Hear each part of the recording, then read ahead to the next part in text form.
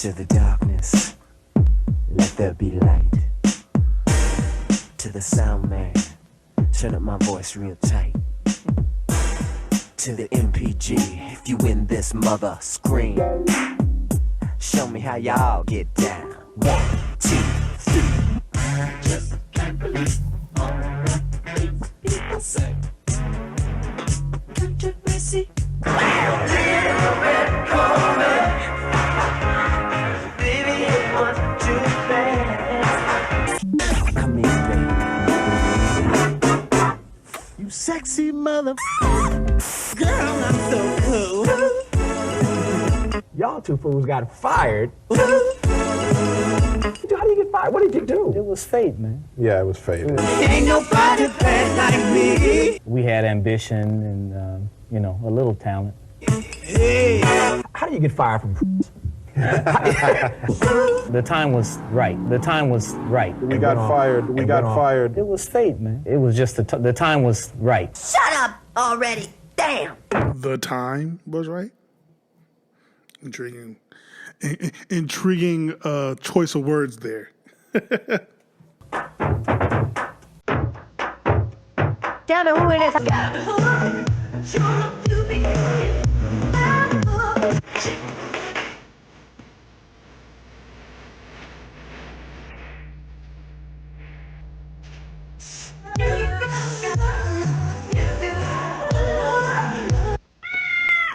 We're in love and we like to just talk about spirituality and God and just being happy. I feel something when I see the video. I get, not just because I directed it and because I'm in it, but even people that tell me when they see it, they get teary-eyed or they get goosebumps or something. You're looking for a man that'll make you feel like time has just begun.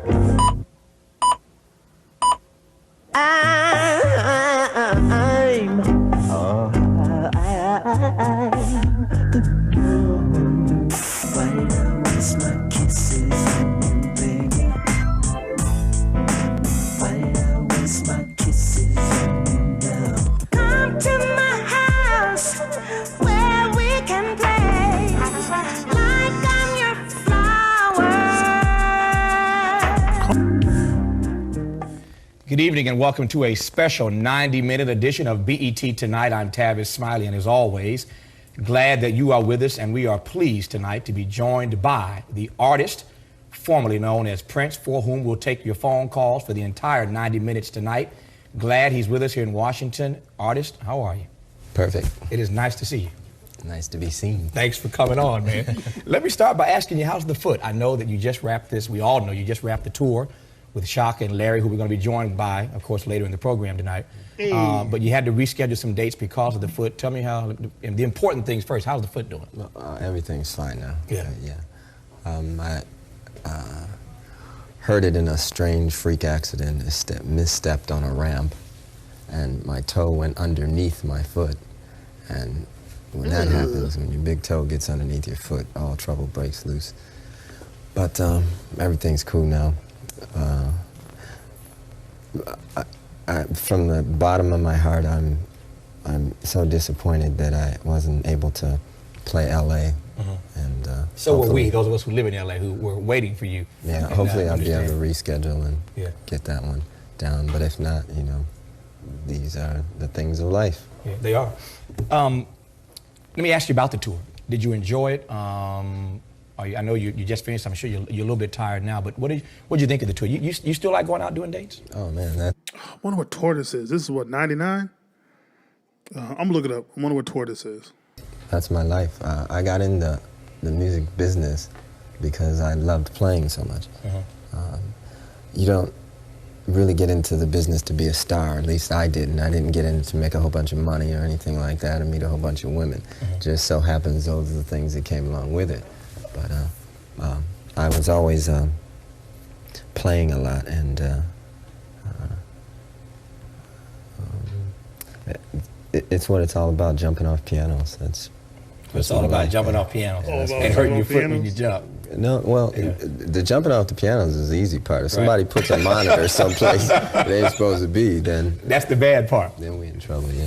I'm wondering, when you're on tour, whether or not you still enjoy playing your old stuff. I've heard all kinds of rumors, and we are going to spend some time tonight, as you and I have already discussed, talking about all kinds of rumors that are out there about you. I want to give you a chance, in person, live on BET, to respond to a lot of the mess and things that your critics have been saying about you. I want to hear it straight from you. But I'm wondering, for starters, whether or not you still, when you're out on the tour, enjoy playing your old stuff. I've read stuff that said you like your old stuff and you enjoyed other stuff that says you're burnt out on playing that, you're tired of playing certain songs. What's the story on what you like to play in concert? If there were any statements made by me about not enjoying playing old music, it was probably when I was still tied to the contract with Time Warner. Once I got out of the contract, I started to reevaluate my trip, and I realized that, you know, these are like my children, and in this upcoming year, in 1999, we're going to make a valiant effort to regain ownership of the master recordings.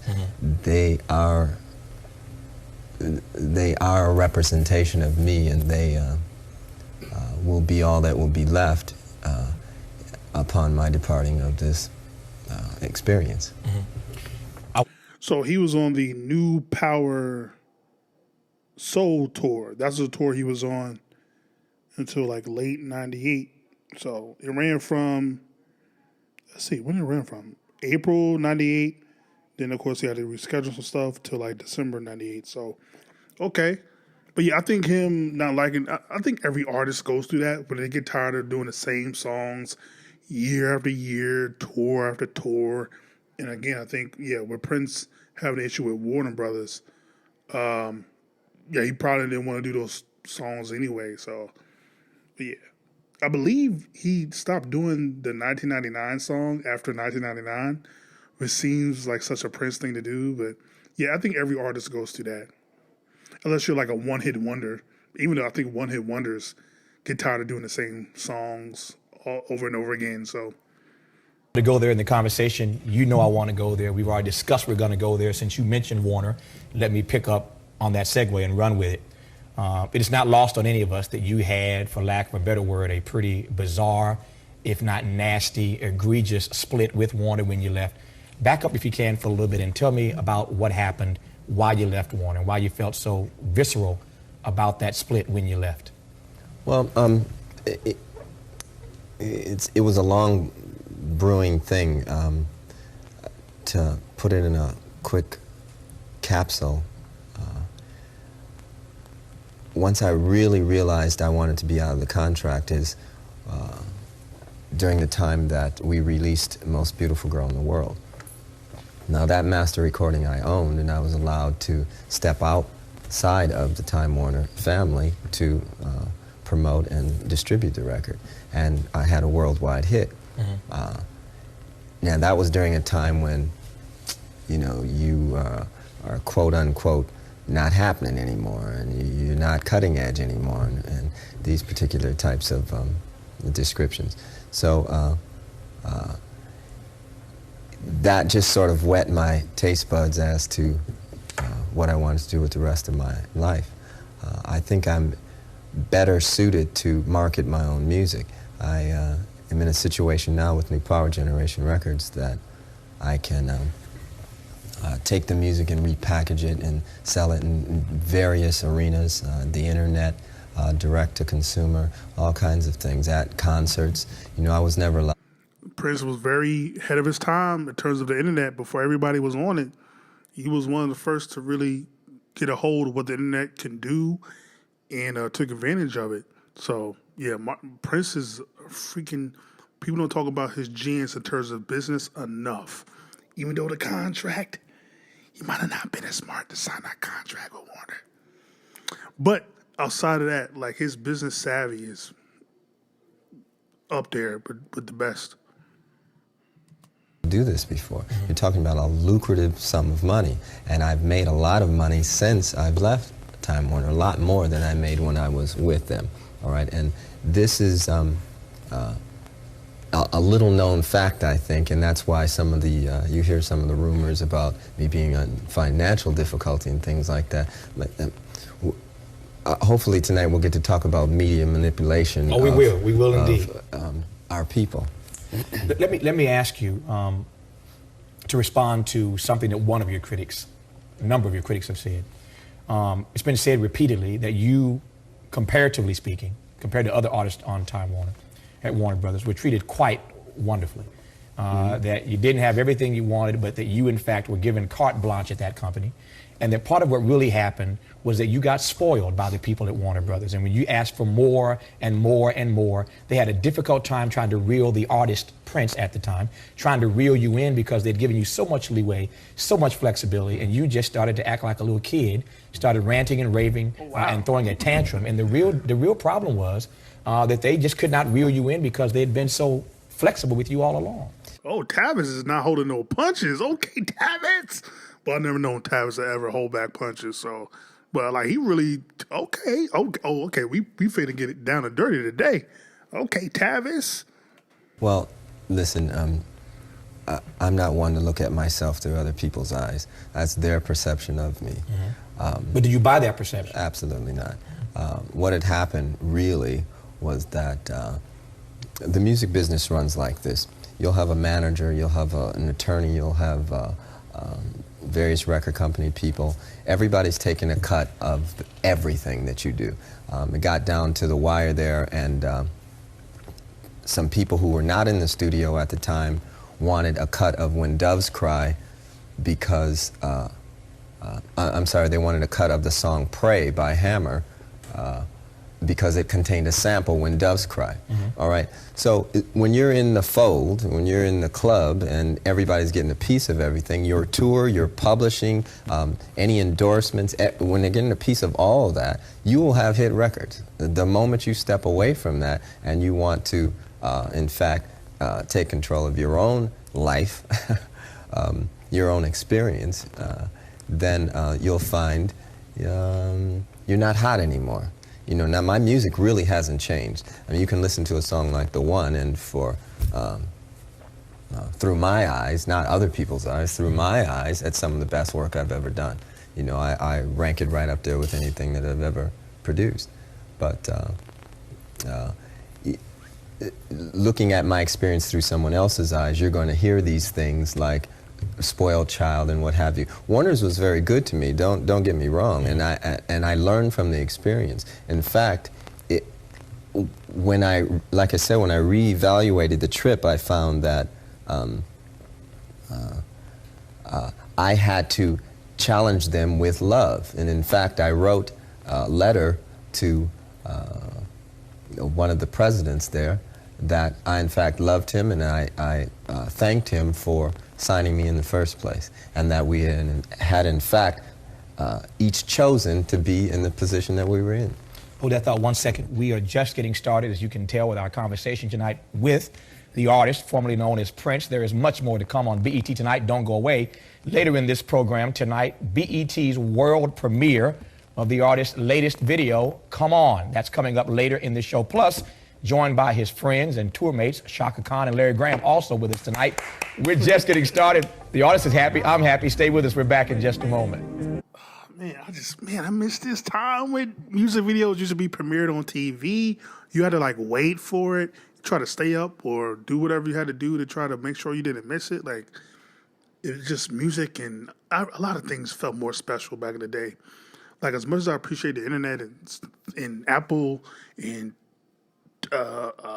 Spotify and all these things being readily available, don't have to go to the store, but it don't feel as special. But anyway, it's probably again, watching different documentaries and listening to Prince, it's probably a combination of both. Both probably to where Prince was treated very well at Warner, but also Prince also was feeling like he was not being able to do the music he wanted to do because they wanted a hit and wanted stuff for radio, and Prince is not someone that's going to cater to radio. He's going to cater to whatever he's feeling in his spirit. So I think those two things conflicted.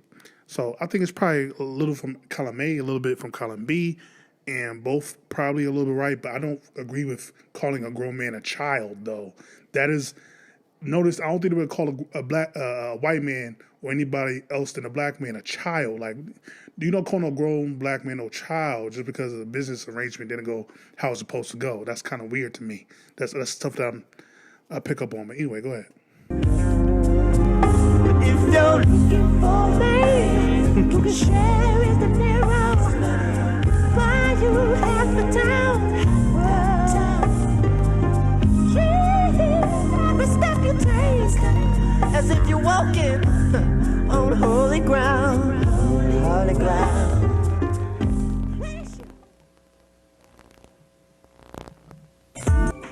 Welcome back to BET Tonight. I'm Tavis Smiley. We are pleased and honored to be joined by you and, of course, our friend, our new friend, the artist formerly known as Prince. Does anybody get away with calling you Prince these days? Or do they get slapped if they call you Prince or something? No. You know what I find in airports and outside of the venues and things like that, people of color will always call me Prince. Mm-hmm. And what I also find is people of color always smile. And they always say they love me, you know. On the other side, the lighter persuasion, we have people just kind of stare, and they'll say Prince, and then they'll correct themselves. No, the artist, or and they'll get confused. Right. And it's interesting looking through my eyes at this particular phenomenon. Right. You know. Why do you think that is? The people of color treat you one way, and that lighter persuasion, to use your phrase, treat you another way with regard to what to call you when they see you? I think we tend to live. His mom would call him Prince. I'm calling him Prince. So now, it just, we don't get hung up on. We got so many nicknames for each other in general anyway. So it's like, yo, Prince, like, what's up, Prince? Like, we ain't doing all that, the artist. We just ain't doing that. It's just, I could definitely see the lot of you being like, Prince, artist, symbol. I don't know. It's just like, it is what it is. I don't know. It's just how we wired, bro. I don't know. we don't be caring, dog. It's all out of love, but yeah, we don't be caring. Bro. Through our own, more so. And we champion when one of us makes good. Mm-hmm. And we never forget.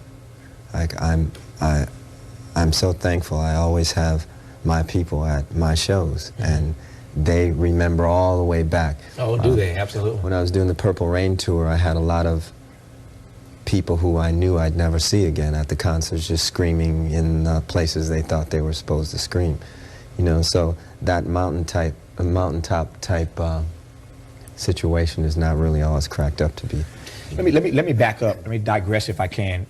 And what's the camera doing? That was kind of weird. And also, that I found out to be intriguing. I was never going to see certain people ever again. I want to, I have an idea what he means by that, but I don't want to put words in his mouth. So I'm going to leave that there. But I think I know what he means by that, but I'm going to leave it alone.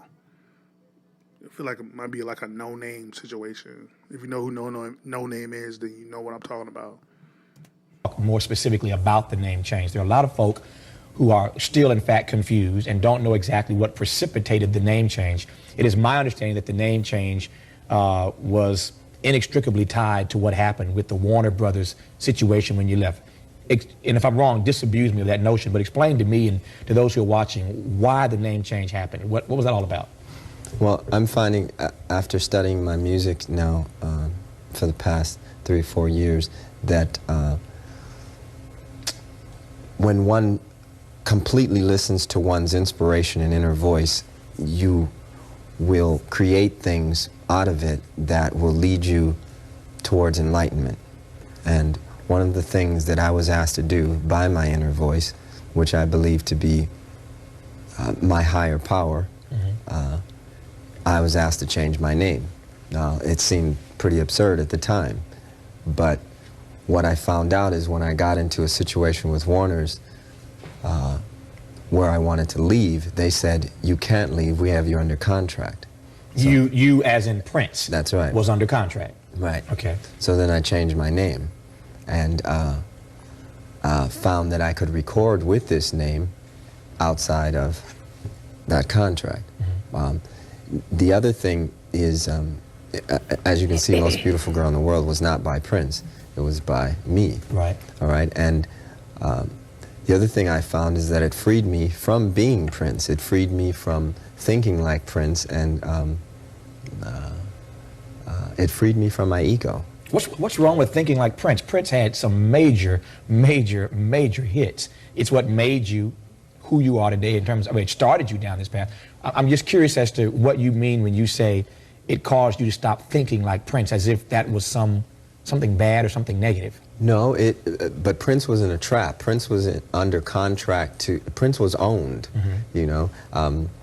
No, I can't use Purple Rain. I can't use this song. I can't sell the song Purple Rain now unless I record it again, which I have plans to do if I can't, in fact, get the master recording that I believe is one of my children, you know. So I had to get freed from the mentality of being a slave. You understand? Right. Okay, and that's not to equate myself with the same situations that we suffered coming to this country, but you know, everything is relative. If you are owned, you are owned. If you can't do everything that you want to do, if there's a ceiling and you're not allowed to go as high as you can go, you are in fact a slave. Let me squeeze in some phone. Yeah, so I think, again I'm not Prince, so I can't tell him what if he's telling the truth. I can't say that he's lying or telling the truth.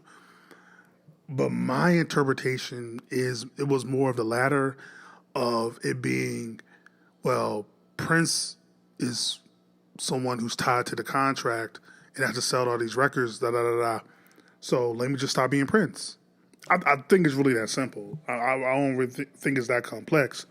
That he did feel imprisoned, like Prince had to do this and do that because of this contract. So now it's like, well, I don't want to be that no more.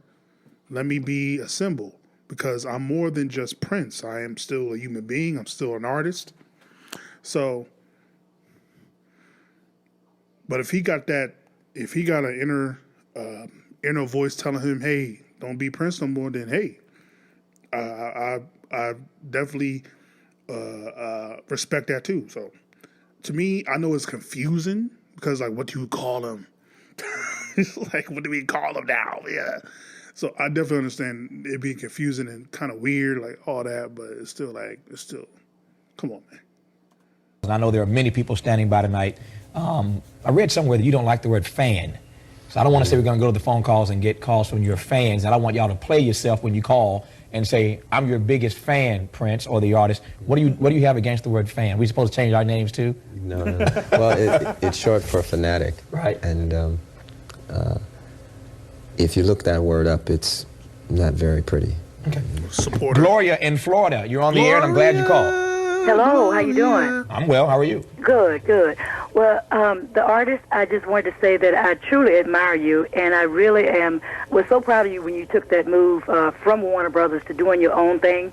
I used to work in a record store, so many of your records, and today you look so happy being in charge of who you are. Yes, and ma'am. it's kind of like to thine own self be true. Mm-hmm. And I truly admire you, and I appreciate your music so much. I'm sitting here with my 21-year-old who still, he thinks you're the best thing since bagged sugar.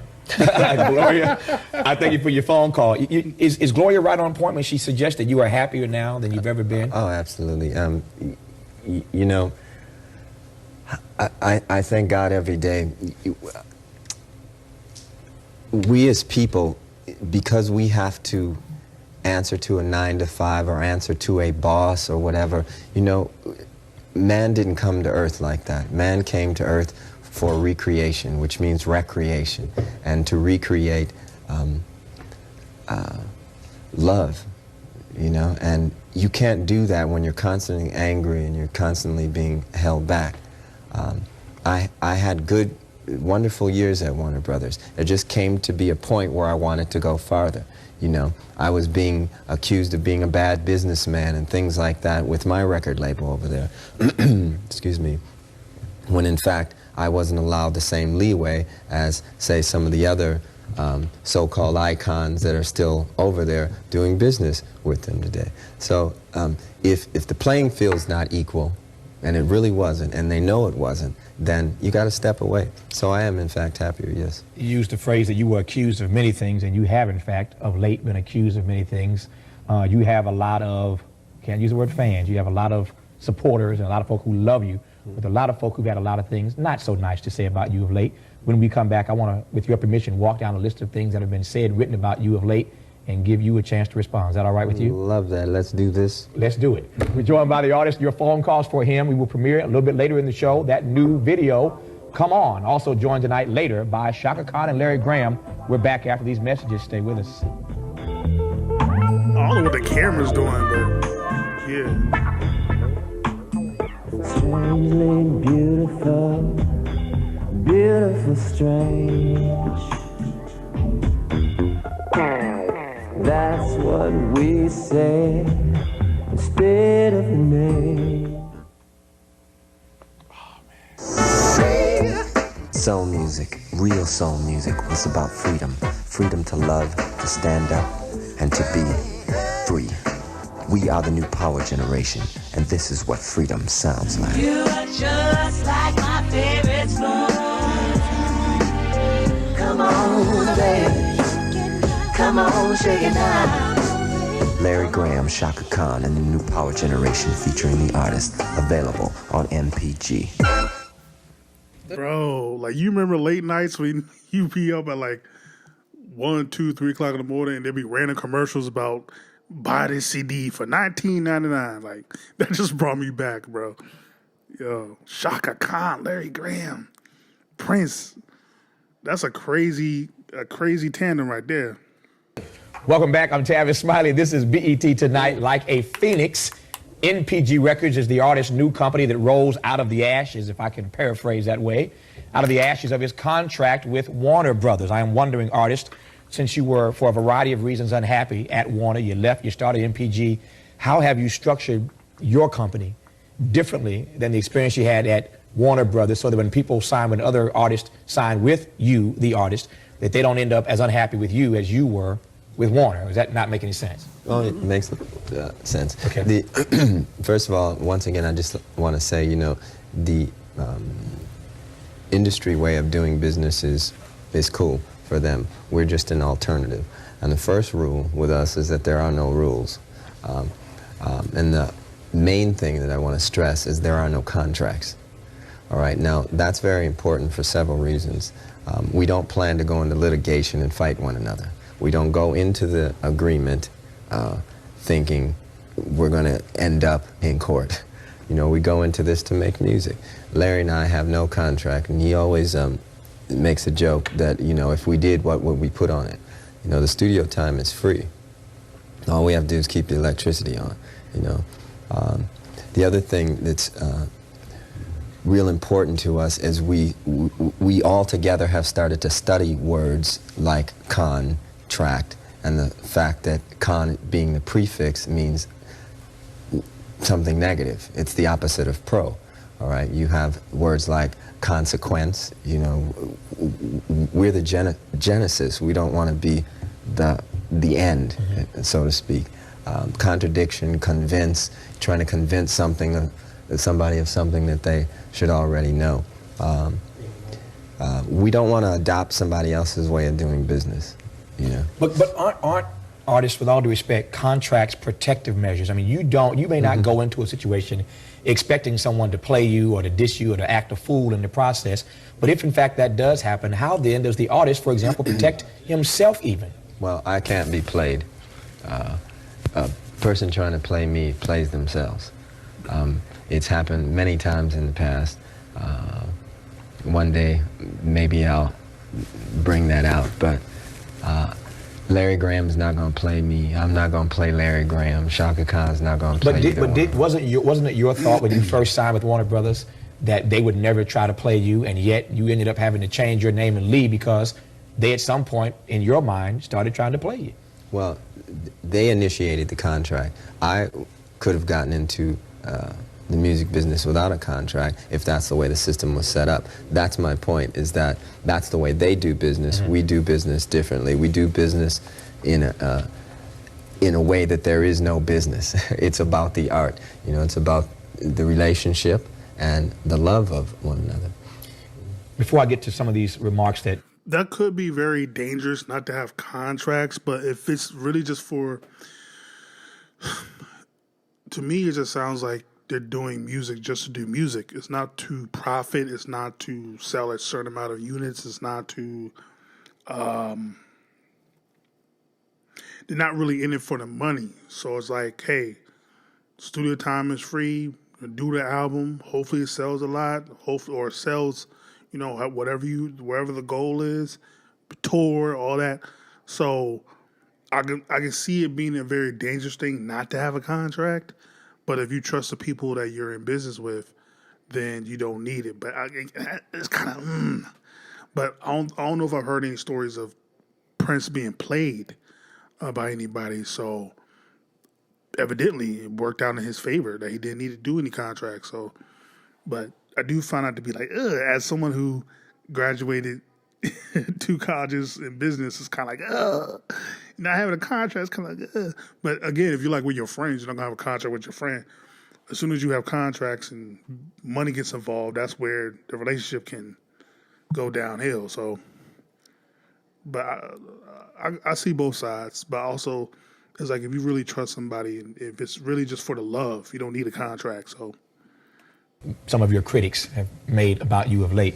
Since we're talking about contracts, you saw earlier at the outset of the show, as a matter of fact, you were watching that show that night, I understand, when Jimmy and Terry were on, Jimmy Jam and Terry Lewis, and they made some comments about contracts. One call came through from a young person and asked them their advice on what to do.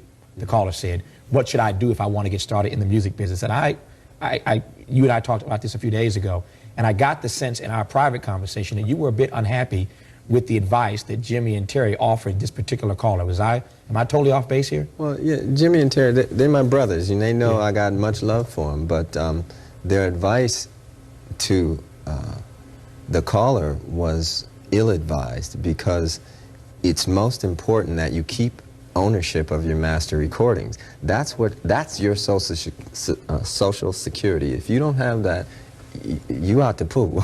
You're straight off the meter. And if we don't start stating that first off, if we don't start getting that right first off, you know, all else will fall afterwards. Let me walk down a list. I've got a couple minutes here before I have to take another break here. I can get a couple things out, I think. I want to throw this at you, and I want you to respond. I'm reading from a national magazine, had this to say about you. Where was Rolling Stone? Where was Vibe? Talking about when your last CD set came out. Where was Rolling Stone? Where was Vibe? Prince demanded that they give him the cover for an interview.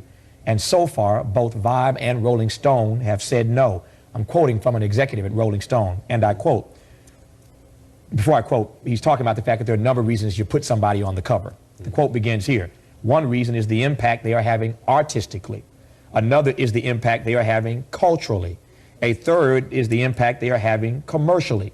Right now, those factors are not conjoining to make it a given that we would put the artist on the cover. They're telling me I got a break. But what this guy's saying is that you're not having an impact artistically, culturally, or commercially enough to be on the cover of Rolling Stone. We got a break? We got a break. Sit tight 1 second. He's ready to go. He's chomping at the bit. He is the artist formerly known as Prince. I know you want to hear his response to what Rolling Stone had to say about why they won't put him on the cover. Why doesn't Vibe put him on the cover? We'll get his response in just a second. Tavis, you are smart. You knew you had to go to break. You said, we gonna hook him with this one. That's crazy. What was that, Rolling Stone? I never cared for Rolling Stone like that. Prince, not culturally, commercially impactful. Bro, you could put Prince on a cover right now. See, this is media be BET Tonight, a special 90-minute show with the artist. We're back in just a moment. The nerve to say Prince can be on the cover of a mag. Need to get a magazine. Not necessarily. Welcome back. I'm Tavis Smiley. Glad that you are with us. I know the artist is glad that we are back. He was itching to jump, and I'm going to get to him in 2 seconds. He's scratching the table here. I got to get to him. For those who may have just turned in, what I said before the break, in case you didn't hear it, an executive at Rolling Stone, one of their editors, their music editor, in fact, says that, and I'm paraphrasing, the artist is not having the kind of impact artistically, culturally, and commercially to deserve being on. Especially artistically, that's insane. Like, you out your brain. Cover of Rolling Stone. An editor at Vibe magazine suggests artists that it's not to say that you don't still have a certain amount of greatness, but like Michael Jordan, he can still sink the last basket, but he's not the player he was at 25. They say that you seem to be heading further away from the cutting edge you once had. And this is 98. Michael Jordan just did his second three-peat. What are you talking about? Closer to some sort of R&B Legends tour. And so far, you may not deserve to be on the cover of Vibe. Well, there's a lot in that one. I mean, where should I begin? Wherever you want to begin. It's your show. All right, I'm just here moderating. We'll start with the cutting edge part. When a man is free, and it puts him closer to God, first of all. The path is open to get to God. It's probably in both of those magazines to keep me off the cover and out of their magazine, because what I'm going to do is I'm going to preach freedom, all right? And I'm going to preach the annihilation of contracts, all right? And see, without contracts, you ain't going to need lawyers, because nobody's going to be in court arguing about money, which has no power, ultimately. All right, so it's in their best interest to keep me out of those magazines. I completely understand. I only ask them to put me in there, and I will ask for what I believe I deserve, because I think I'm great. Just think I'm great, you know? And, you know, we're still selling out arenas. And so somebody else thinks I'm pretty great, too.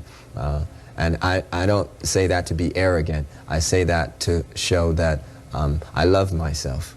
And if more people did love themselves, they'd stop worrying about whether someone was cutting edge or not. I want to get to this premiere video in a second, but let me just piggyback one quick question, then we'll go and stand by. We're about to premiere the new video, the latest video from the artist, in about 2 seconds here. Part of what your critics also say with regard to what we're discussing now is that while you may be making money because you control your whole environment now, you're keeping more of what you make. But that does not necessarily mean that you're selling more records than you used to sell. Isn't it not true, artists, that you're not selling the records at the level you used to sell them? Absolutely true. Okay. But then again, we're not in as many stores. Some stores are player hating, and people player hate. That's right, rightfully so.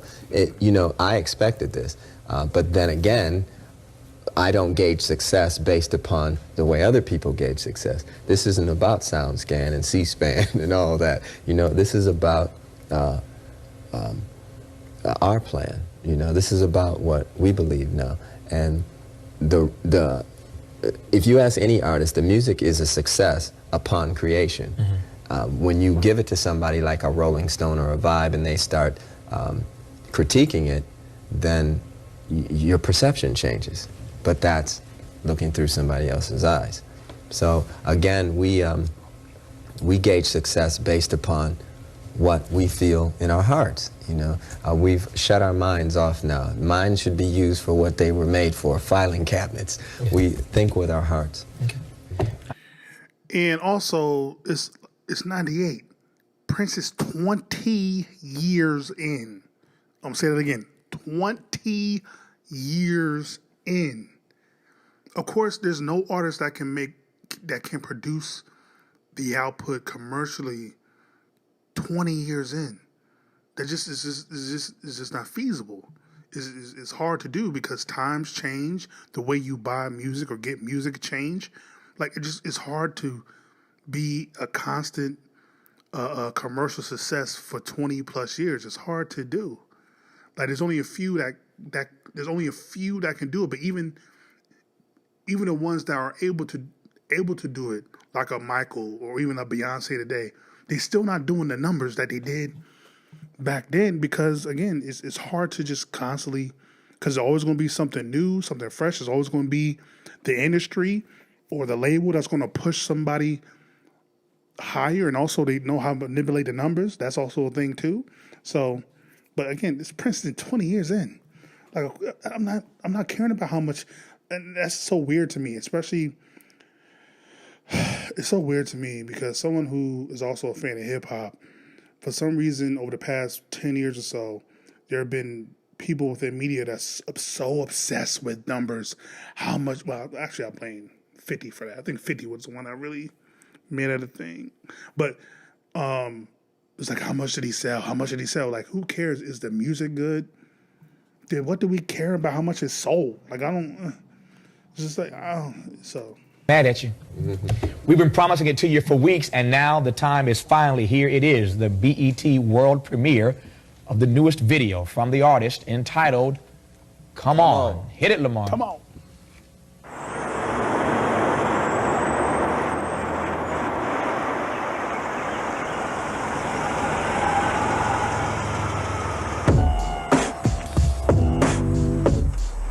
What?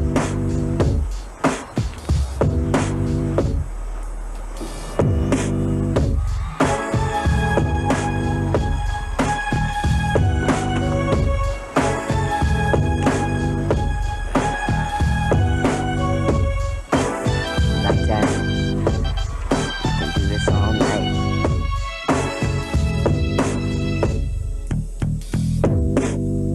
I know you got a young man. You don't care about me. He's darker than quicksand. He's taller than a tree. But what you need is some real loving. Instead of young ass fools.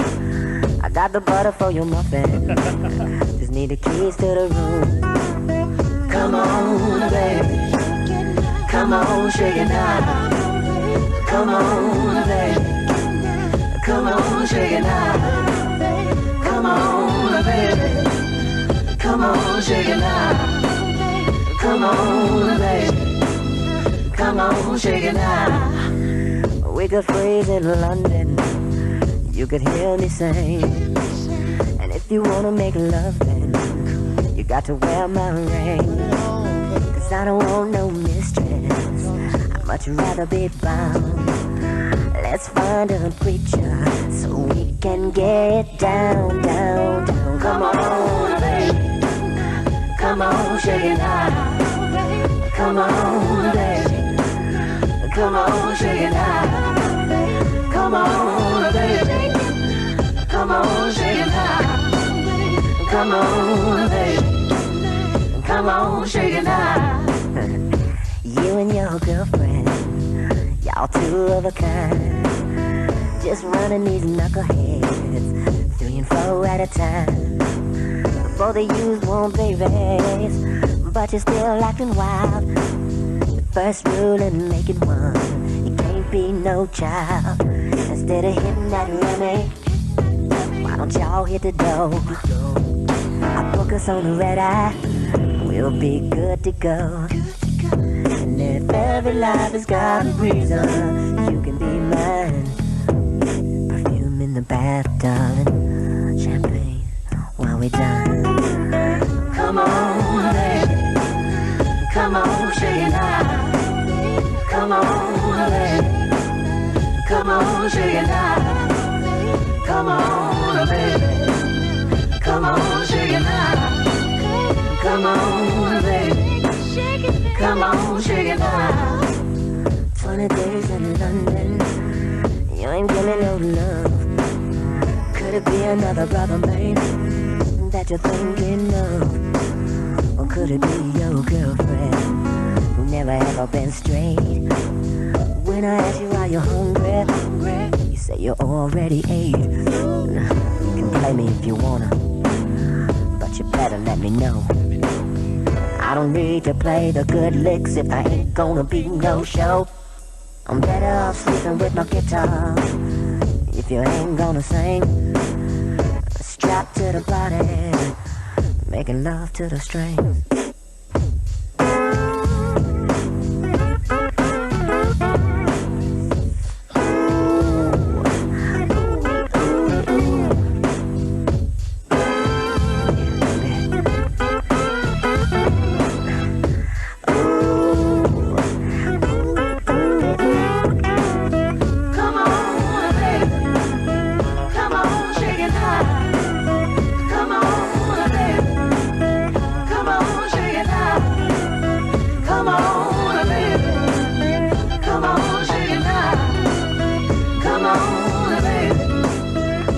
butter for your muffin. Come on, baby. Come on, shake it now. Come on, baby. Come on, shake it now. I can't hear you. Why don't you take an old man with you? No, old man. You don't like old men. Hey, I got the butter for your muffin, honey. I'm just too old to hold the knife. Too old to hold a knife is crazy. We're back live here on BET Tonight. I'm Tavis Smiley. He is the artist. There you saw the latest video from the artist. Come on. Come on. I hope you picked up on the fact that was the artist dressed up in that little old man outfit. No, it wasn't. That No, wasn't it you? wasn't. No, it that was not wasn't. you hiding that? Yeah. Sure it was. Sure it wasn't, I should say.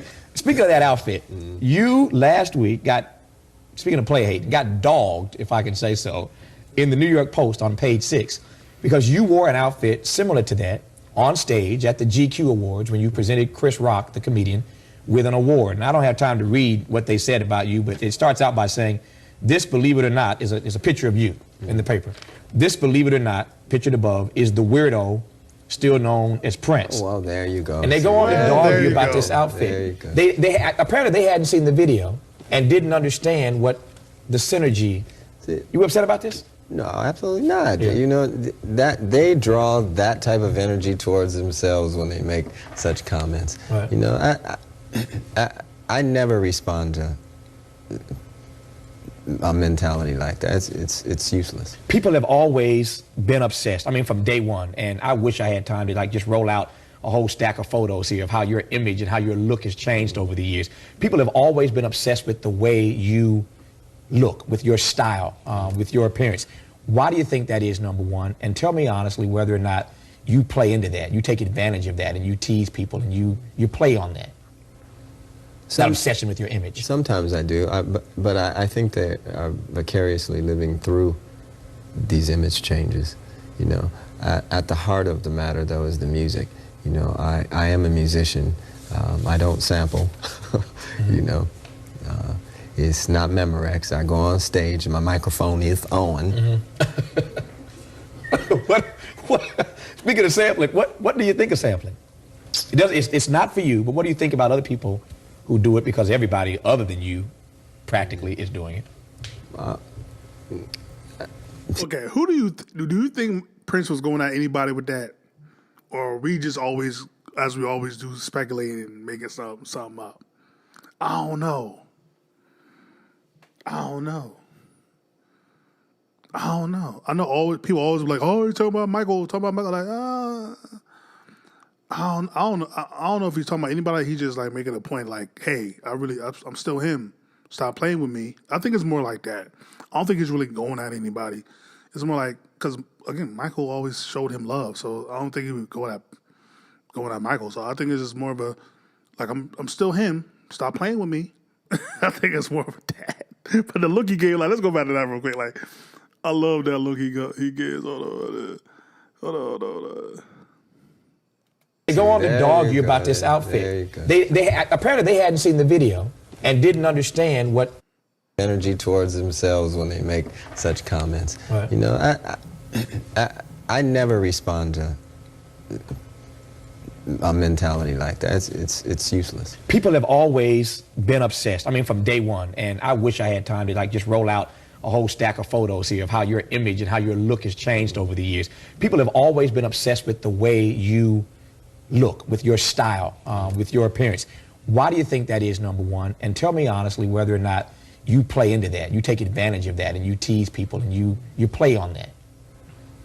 That obsession with your image. Sometimes I do, but I think they are vicariously living through these image changes. You know, at the heart of the matter, though, is the music.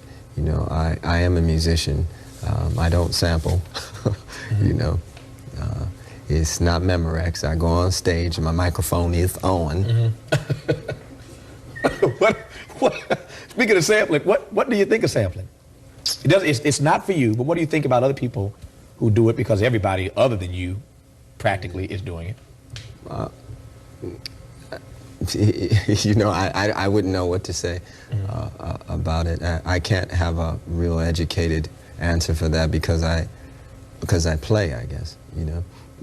When you can sit and play I Want to Take You Higher for 45 minutes with the man who was in the studio when it was recorded, Larry Graham, I mean, why you want to sample something? That, you know, just for me, personally. Do you have any idea? This is just total curiosity on my part. One of the great things about hosting a show is every now and then you can ask something that you just want to know. I don't know if anybody else wants to know this, but I am so curious as to how many, if you have any idea, how many unreleased songs done, cut, unreleased, sitting around Paisley Park, NPG, how many songs do you have unreleased? Do you have any idea? I kind of don't like to speculate because it's upwards of 1,000, but... songs that are done that could in fact just... Yeah, it's upwards of 1,000, excuse me. I don't like to speculate because it makes me tired, it makes me realize that I actually am 40 years old, so... We'll talk about that in a minute. Yeah. The artist is 40 years old. He said it, not me. We'll talk about how life changes when one turns 40 and when one gets happily married and hooked up with a beautiful young wife like the artist has. And coming up later in this show tonight, Chaka Khan and Larry Graham are out there. They're going to come in here and they're going to join this conversation. You're watching a special 90-minute version of BET Tonight. See, I'm all choked up because of this guy. We'll be back to continue our conversation with the artist in just a moment. Stay with us. Can do this all night.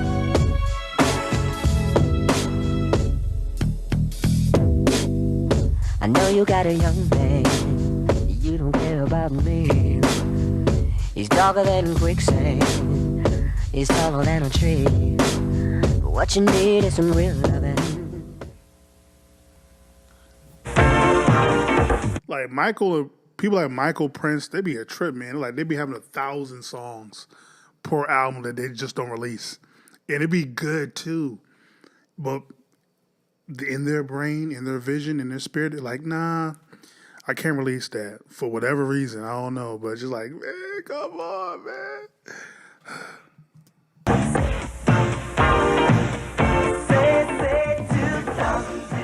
Welcome back to BET Tonight. I'm Tavis Smiley. Pleased tonight to be joined by the artist. Hopefully you are enjoying our exclusive conversation with him. But before we continue that conversation, let me tell you right quick about our show next Monday, November the 2nd. Another exclusive, our scheduled guest next Monday night, President William Jefferson Clinton. What? In his first live interview since the grand jury testimony tapes were released. I see the artist is excited about that. That's on Monday, November 2nd at 11 p.m. Eastern, the President of the United States, our scheduled guest, in an exclusive conversation. Hopefully you'll be... How the hell they pull that? BET pull that? The president? After the scandal in 98?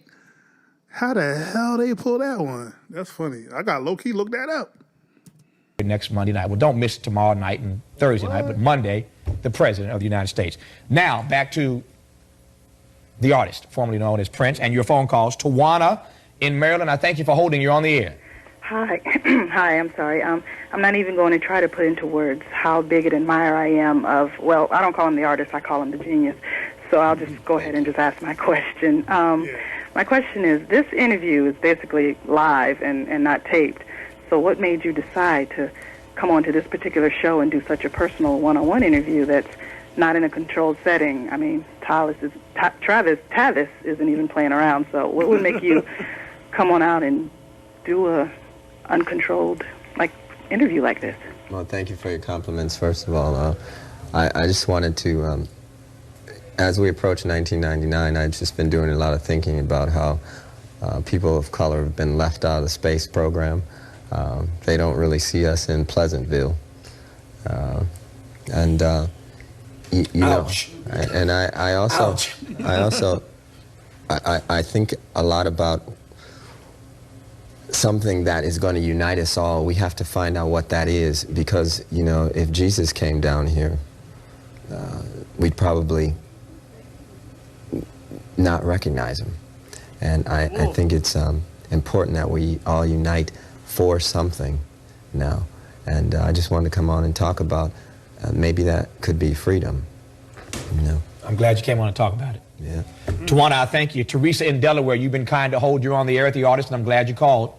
Yes, how you doing, Travis and the artist? Good. I want to say that, Prince, I think you are so fine. But my question is to you, how come you don't have any concerts in small towns, and how come you're so private where the public cannot get a hold of you to, as far as like writing you letters or getting anything or more information about you? My first experience with a fan, and I call her a fan because she was pretty fanatical. I used to answer her fan letters all the time, and she became very attached to me. And next thing you know, she was at my door, and she didn't want to leave. I've had people come up to my porch and try to get in, break in, all kinds of strange things. So I've been pretty private since these events. As far as playing concerts in smaller towns are concerned, we have a lot of plans for doing concerts from now until I can't jump off pianos no more. You know, I was on stage recently and I said that people asked me what it felt like to be 40. I said, I don't know, because I'm 17. You know. And still jumping off pianos. I'm gonna still jump off the pianos. Sharon in Maryland, thanks for holding. You're on with the artist, and I'm glad you called. Good evening, artist. Good evening. I would like to know where you will be performing for New Year's 1999, and will it be televised? Hopefully I'll be in the light. That's all I really want to say about that. Let me ask you, in the time I have left before we go to the top of the hour, stand by, I should say, Chaka Khan and Larry Graham coming up in just a minute here. I got one minute here, artist. I don't know if I have time to even ask this and get started. As you look back on the song 1999, when you wrote it, and where we are now on the verge of 1999, any quick thoughts that come to mind? Yes, if the sky has blood in it, blue and red make purple. We'll ponder that during this commercial break and come back and continue. Wait a minute. Hold on. Say it again. 1 minute here, artist. I don't know if I have time to even ask this and get started. As you look back on the song 1999, when you wrote it, and where we are now on the verge of 1999, any quick thoughts that come to mind? Yes, if the sky has blood in it, blue and red make purple. We'll ponder that during this commercial break and come back and continue our conversation with the...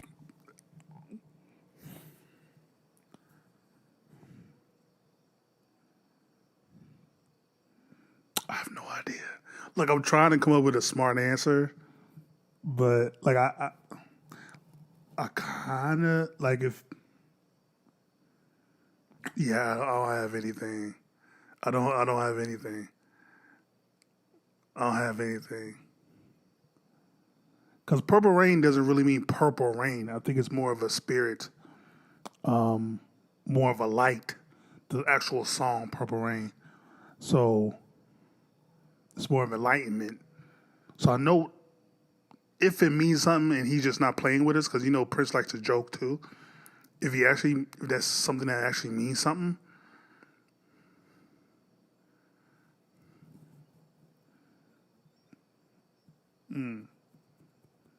I don't know. Is formerly known as Prince, and in just a moment, we're joined by Chaka Khan and Larry Graham. Stay with us. You're watching BET Tonight on Black Entertainment Television, and we're back in just a moment. Welcome back to the program. This is BET Tonight. I am Tavis Smiley. Normally we are off the air, but tonight a special 90-minute version. It's a big show squeezed into a small bag, and we had to do that because we have tonight not just the artist formerly known as Prince, but two of the other artists, legends in their own right on the NPG Records label. Please. Not legends. I hate when people say that, legends in their own right.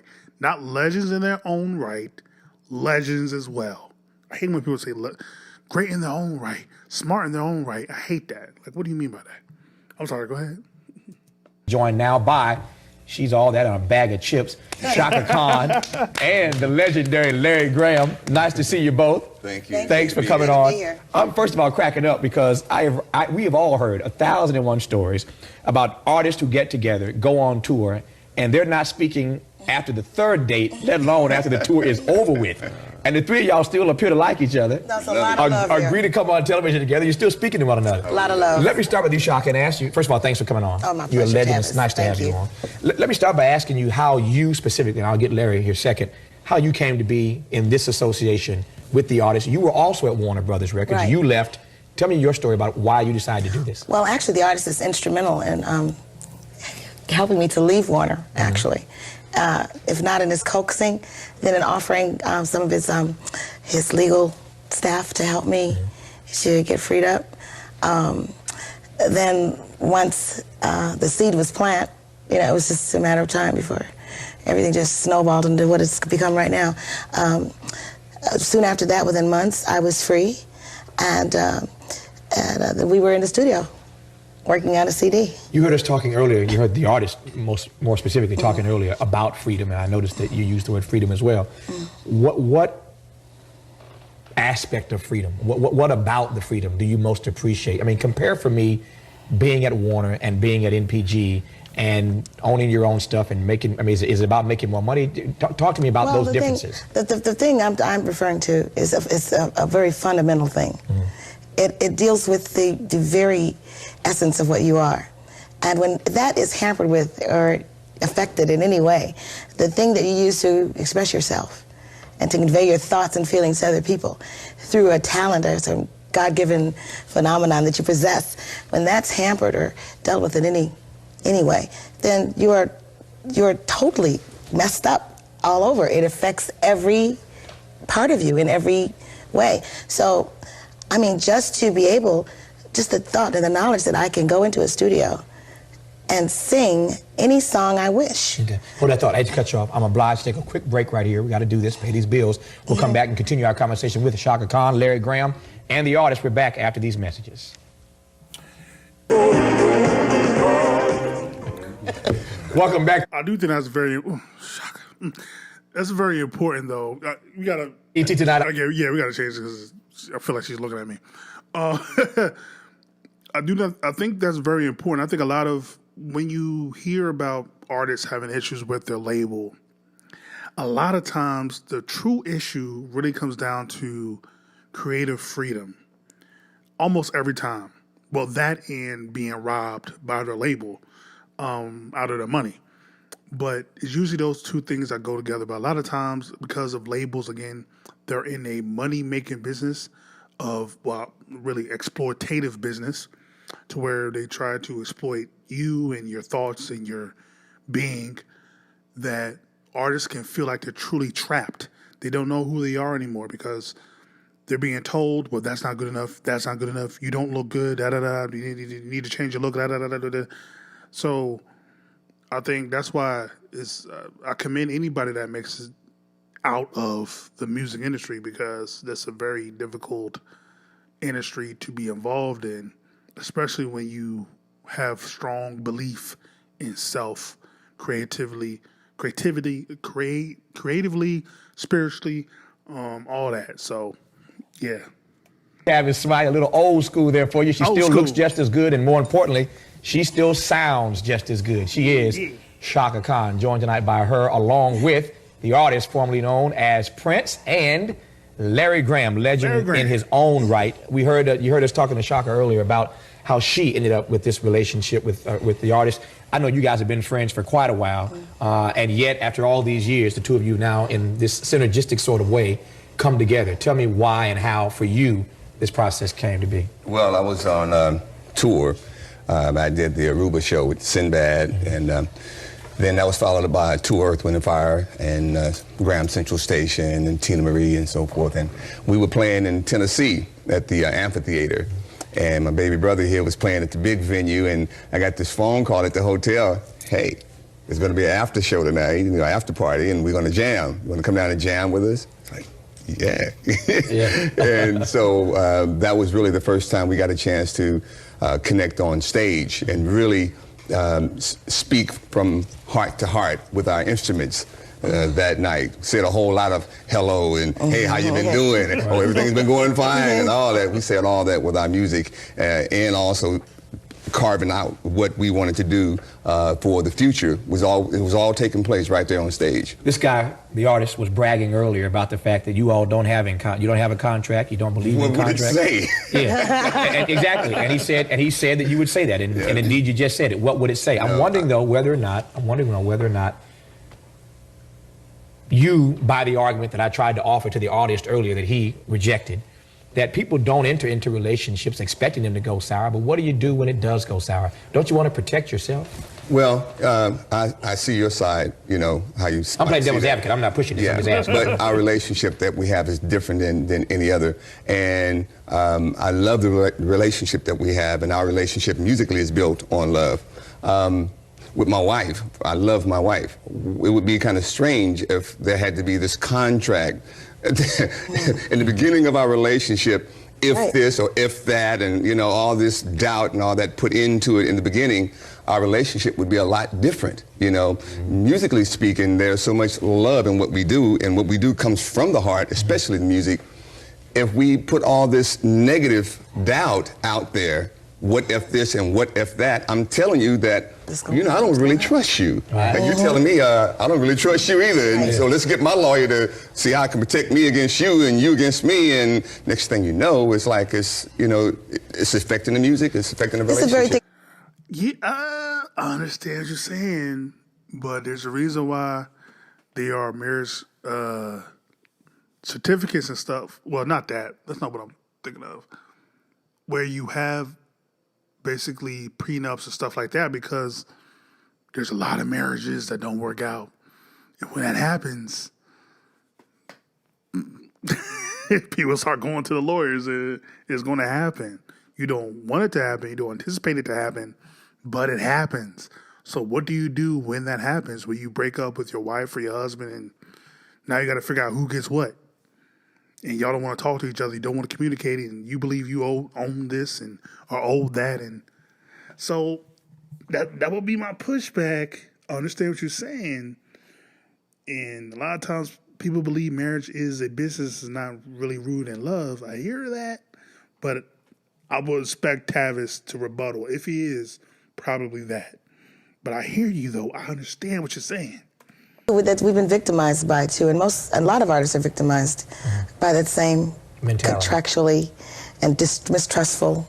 Yeah, I actually think the contract is what makes the relationship go sour. Yeah. It's almost the nail in the coffin. You raised the issue earlier, Chaka, about creativity, and I want to come back to that because I thought you were onto something. I want to kind of explore this a little further with the three of you.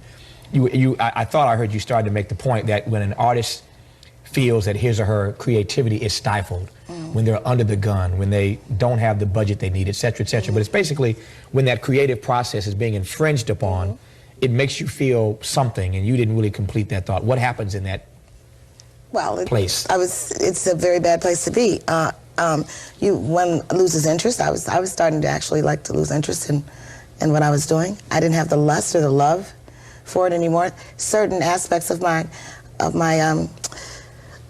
career became a gig, a job, and that's what that's the beginning of the end. When that happens, you know, I may as well go get a job at the post office or the bank if that's happening. You know, and it was like a cancer that was kind of growing, sort of an emotional cancer. And I tell you, the floodgates opened when we got in studio. We started working, stuff came out. There were a couple of times I was in tears. There were some tears, and it was like a major floodgate of stuff that was just... And mind you, let me just say this, you know, cover or no cover, I got much love for Vibe. I finally saw a review of our work that best typified what we believe. They said, what do they say, a certified masterpiece. You know, when how you gonna miss? And she made a good point about she started to lose interest. This is how we lose artists, right? And we should save artists, and I challenge people to take care of her. You know, this isn't about money for me. I'm paid, you know. I don't have to do this for money. I do this for my love of her because I don't want to see her get lost. You understand? So I challenge the radio stations, I challenge the record stores to take care of her. That's almost our obligation. Music is our enlightenment, all of us. As the head of NPG artists, let me ask you a couple questions in that regard. One about distribution and the other about your clientele, your roster of performers. I'm wondering, first of all, let me start with the roster. You recall earlier in the show we were talking about what some of the critics were saying about you, that you're losing your cutting edge, and we discussed this already, and moving toward that R&B Legends tour.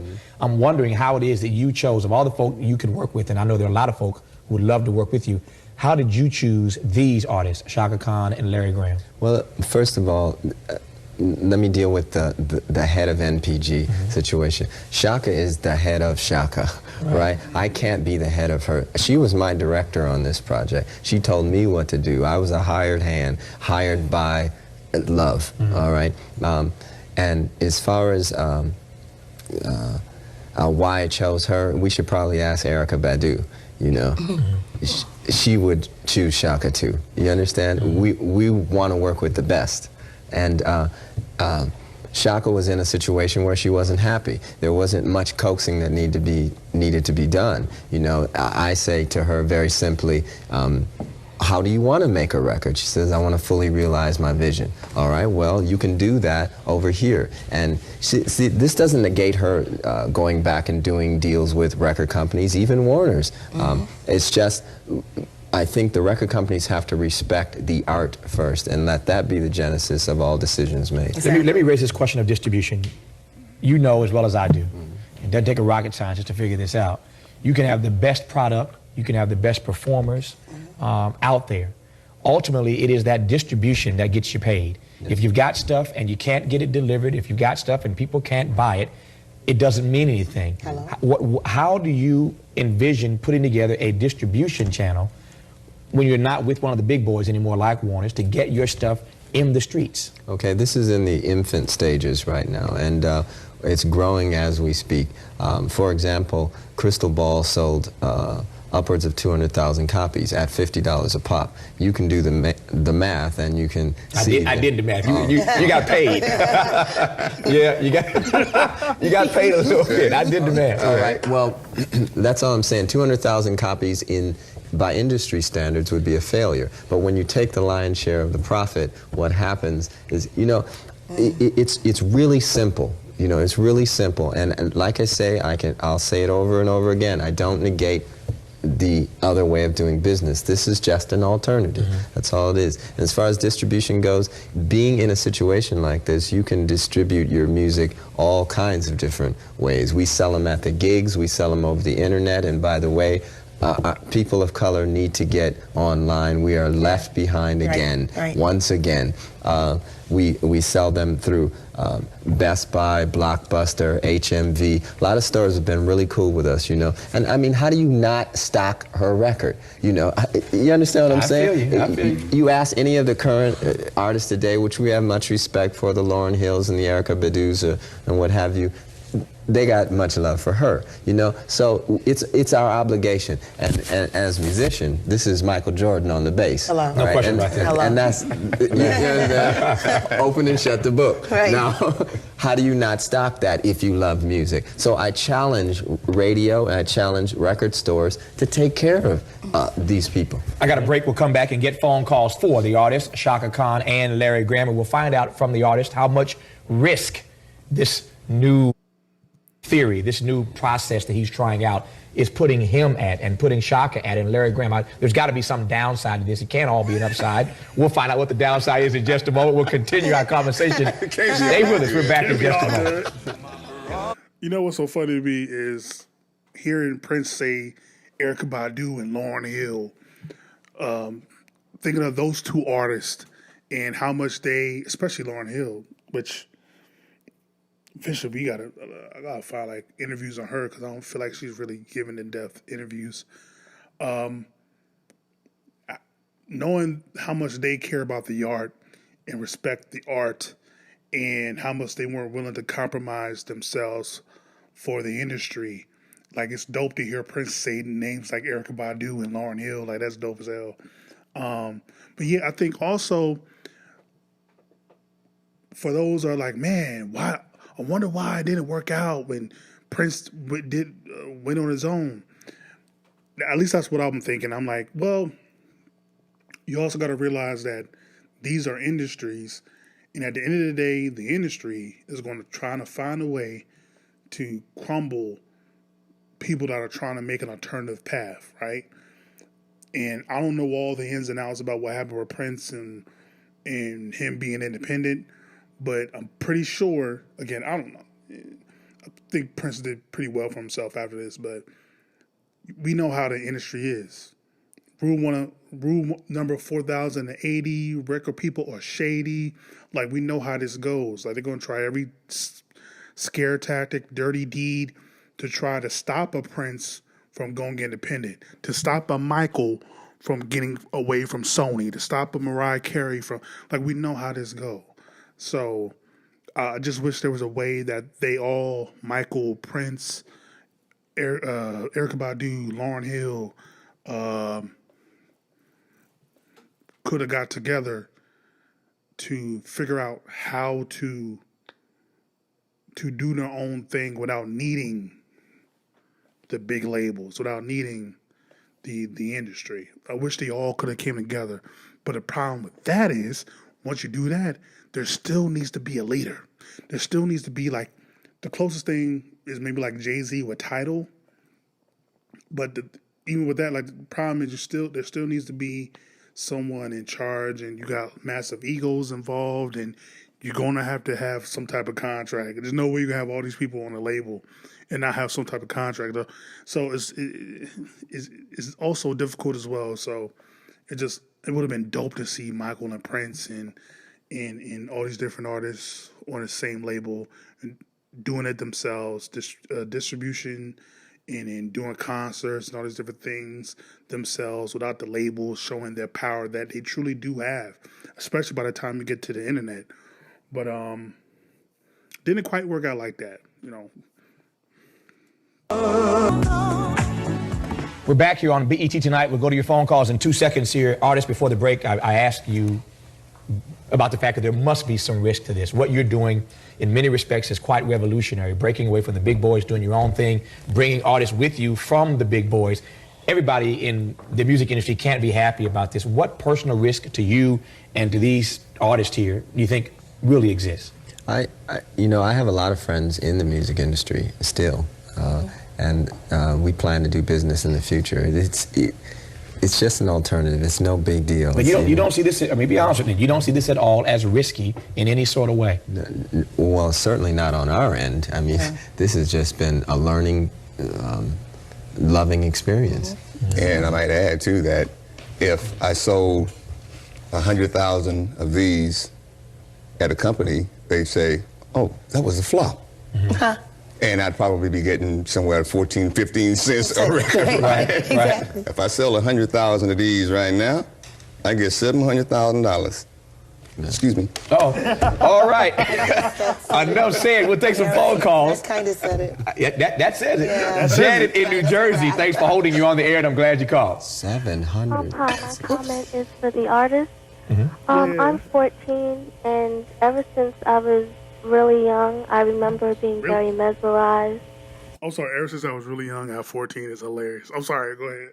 Fascinated by your music. And up until the age I am now, I've come to realize how much you have, in fact, influenced my life so far. I hope in a good way. Yes, and shown me what I can be if I just apply myself enough. That's and right. Basically, my question is, how does it feel to know that you have such an impact on your audience, particularly your younger audience? Makes me feel very grateful to be alive.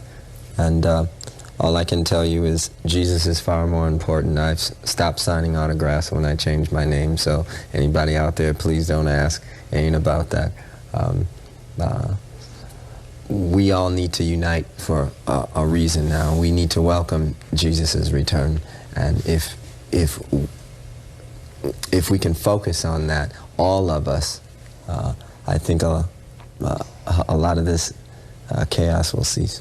Well, I guess I can throw this magazine cover away. I would not be getting it signed tonight by the artist. Rashida in D.C., thanks for holding you on the air, and I'm glad you called. Good evening, Tavis, Chaka. Hi. Everybody. I'd just like to say, God, please bear with me because I am trying to be calm. Take your time. Take your time. I just want to say how big an influence you have been on me to the artist. And your music, like you said before, it's not music, it's a trip. And it takes, I think, a little bit of brains to get into it. Yes, and ma'am. not just the funk, but the beauty, like Question of You and Curious Child and Power Fantastic. I mean, the beauty, the broad spectrum, but that's just my homage, and I'll get to my question now.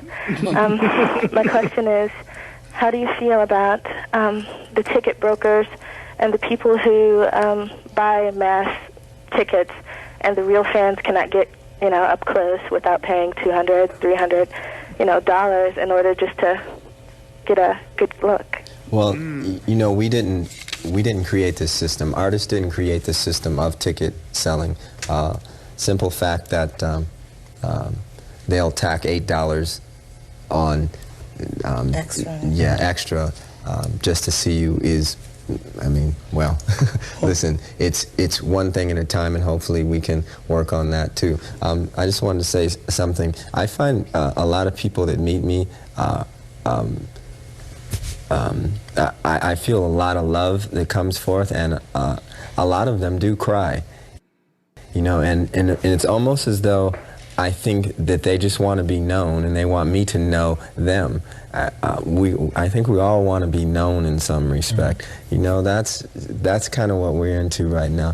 Chaka's allowed to fully realize her vision, and I think my music, I always had creative control, which I ultimately thank Warner Brothers for. They allowed me creative control. I don't own the master tapes, but I had creative control to create them. She did not. Larry did not. Larry had a guy that was working on his music. His name was Title Man. All right, you deal with all of that. All right. So I think my music has connected so much because I've had the chance to fully realize my vision. That's what MPG stands for. It's not a record company. There's no risk involved. Let me change gears right quick and dramatically before my time runs out. I've only got a few minutes left in this show, unfortunately, because I can do this for another 30 minutes. There are rumors all over the internet, as you well know, artists, that you, Prince, and The Revolution, that is, may get back together next year for a reunion album, a reunion tour. This sister was asking about ticket sales. It kind of made me think about that. What you think? Yeah, I'm working on music that I recorded with The Revolution. I don't see a reunion happening. They're free to come jam with us anytime they want to. Rosie Gaines just came back and did some stuff with us. Rosie, I love me some Rosie. Love me some Rosie. What? Sheila E's expected to come out soon. Or Candy Dulfer, who used to play with me, she came out and did some dates. It's just a really fun-loving circus out there, and it's never going to stop. Tony in New Jersey, I got time for a quick comment. You're on the air. Yes, the artist. Did you ever learn how to swim? Do you still play basketball? Thank you for the cow in Philly. Chaka Khan, are you still making chocolate? And Larry Graham, I challenge you to one thing. What's the difference in nationality, your birthright, and color? The difference in my nationality? Yeah, I have information for you. You guys are on the correct path. There are things I know and things you obviously all know, especially when it comes to... What is his last call? He said whatever this last call going to be, it's going to be a doozy. Like, you only got 2 minutes, sis. I'm free. Good. Now, my question to you is, I'm sovereign. What does that mean to you? The artist especially. I followed you for so many years. I hear your journey, and I know where you're going, and I wish I could get things that I have to you, and you to I. Well, sovereign to me, of course, is God. Right. And he, of course, has the right to tell us what to do. We live by his standards. Right. And Jehovah sets the standards by which we live. And then that filters on down to us. And then we try to the best of our ability to live up to those standards. Granted, no one is perfect, and we make mistakes. And that's why he let us know that he gave his only begotten son so that we can get forgiveness when we mess up. And we just try to do it again better the next time. So that's what I get from sovereign, being obedient to God. I have 1 minute, literally, artist. I'm sorry, only 1 minute left in the show. I want to give you 30 seconds of that to tell me what the message of all of this is. I think Larry best said it. We got to unite for something. And as you see the three of us sitting here, we have no contract with one another. We've used love as our relationship as the basis for it, and thus we are successful. I want to thank you, the artist, Chaka Khan. Thank you. Larry Graham, legends in their own right for coming on. Everybody got to Put that up there. Put that up there. New CD now. Thanks a lot, man. I appreciate it. We're out of time. Thanks for watching this exclusive conversation with this expert audience and panel. Thank you for being here. I'll talk to you tomorrow night. Until then, thanks for watching. And as always, keep the faith.